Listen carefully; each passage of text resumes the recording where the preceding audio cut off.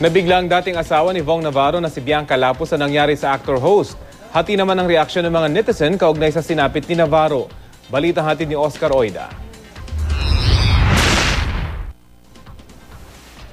Sa kanyang Twitter at Instagram account, emosyonal ang pahayag ng dating asawa ni Vong Navarro na si Bianca Lapus.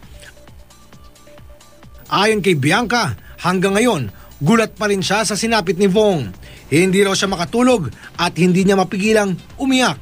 Sa ngayon, safe naman daw ang mga anak nila ni Vong at sa dinaranas daw nilang pagsubok sa pananampalataya nila sa Diyos, sila kumakapit.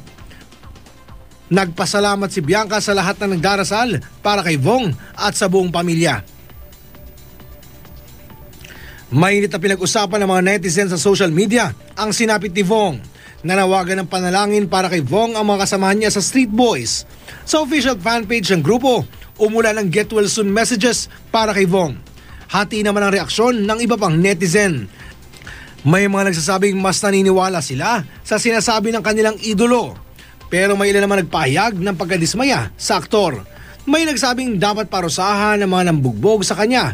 Pero dapat din daw pakinggan ang panig ng babaeng nang akusa sa kanya ng attempted rape. Pero para sa iba, dapat ipaubayan na lang daw sa mga otoridad ang pag-iimbestiga sa totoong nangyari.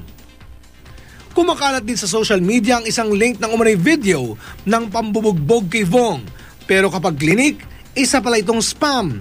Dapat iwasang i-click ang link dahil posible itong magdala ng virus sa inyong computer.